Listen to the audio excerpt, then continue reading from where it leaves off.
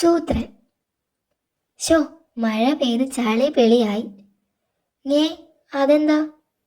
വെറും കളിമണ്ണ. മഴയത്ത് മലയുടെ മുകളിൽ നിന്ന് ഇളകി വന്നതാവും. തനിക്ക് ഈ മൺകൂന കണ്ടിട്ട് വല്ല സൂത്രം തോന്നിയോ? ഇല്ല. എന്നാലേ എനിക്ക് തോന്നി. ഇങ്ങനെ നിർത്തിക്കോ. നമ്മൾ വെച്ച കല്ല് ഇവന്റെ പല്ലായതു കണ്ടില്ലേ? മൃഗങ്ങളെ തിന്നുന്ന രാക്ഷസനാണെന്ന് പറഞ്ഞ് ഇതുവഴി വരുന്നവരെ പേടിപ്പിക്കാം. സൂത്ര, മഴ. അപ്പോഴേക്കും ഉറക്കമായോ? മഴ കൊള്ളാതെ എവിടെ കിടത്തും? ആ, വഴിയുണ്ട്. ഥിം. അമ്മോ, അമ്മോ, സൂത്രൻ രാക്ഷസൻ വിഴുങ്ങിയേ.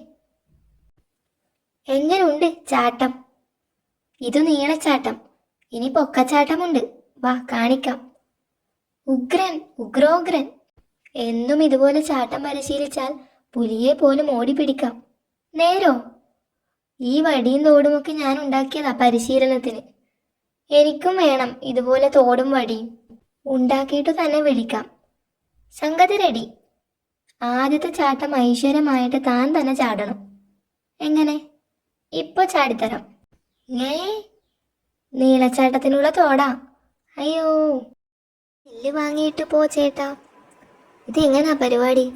ഒരു കമ്പെടുത്ത് ഈ വള്ളിയിൽ വെച്ച് വലിച്ചു വിട്ടാൽ കമ്പ് പാഞ്ഞു പോകും. ഹിഹി. അതുകൊണ്ട് മാനിന്റെയും മുയലിന്റെയും നേരെ കമ്പ് വിട്ടാ പോരെ? കമ്പ് ദേഹത്ത് കൊണ്ടാൽ അവർ വീഴില്ലേ? കൊണ്ടാലല്ലേ വീഴൂ. നമ്മൾ പോസിറ്റീവായി ചിന്തിക്കണ്ടേ ചേട്ടാ. വില്ല് വാങ്ങുന്നോ? വേണ്ട, അതിലും നല്ലത് ചാടി പിടിക്കുന്നതാ. വില്ല് വേണോ? വില്ല് വേണ്ട, കല്ലെറിഞ്ഞു വീഴ്ത്തിക്കോളാം. എന്നാ പിന്നെ നമുക്ക് കല്ല് വിറ്റാലോ സൂത്ര? ഇങ്ങനെ പോയാൽ കച്ചവടം പൂട്ടും. വില്ല് ബിസിനസ് ചെയ്ത് വിശപ്പ് മാറ്റാൻ പറ്റുമെന്ന് തോന്നുന്നില്ല. വിശപ്പ് മാറ്റാൻ വില്ലും വെച്ച് മുയലിനെ പിടിച്ചാൽ പോരെ? താൻ എല്ലാവരോടും പറയുന്നതല്ലേ. സാധനം വിൽക്കാൻ വേണ്ടി നമ്മൾ അങ്ങനെ പലതും പറയും. ഇത് വെച്ച് മുയലിനെ പിടിക്കാൻ ഉന്നം വേണം, ഉന്നം.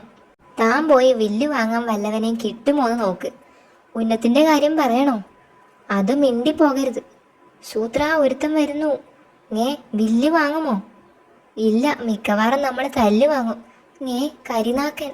ഒളിക്കാനും നേരം കിട്ടിയില്ല. എങ്ങനെയുണ്ട് ചേട്ടാ കച്ചവടം? മണ്ടൻ ഷേരു തടി തപ്പി. ചേട്ടൻ ആരെയാ നോക്കുന്നത്? ഷേരു ചേട്ടനെയാണോ? ഹിഹി. അങ്ങേര് പേടിച്ചോടി. വില്ല് വിൽപ്പന ചേട്ടന്റെ തലയിലായി. കാട്ടുമുത്തപ്പ, ഈ മരങ്ങോടിന് വേഗം സ്ഥലം വിടാൻ തോന്നണേ. സാരമില്ലെന്നേ, വിൽപ്പനയല്ലേ തലയിലായുള്ളൂ. ഹിഹി. വിൽപ്പനയിൽ വിൽ ഉള്ളത് ഭാഗ്യം, അല്ലെങ്കിൽ പന മാത്രം തലയിലായനെ. ഹിഹി. വളച്ചു, നാക്ക് വളച്ചു. അയ്യോ, ഇവിടെ പാന നിൽപ്പുണ്ടായിരുന്നു.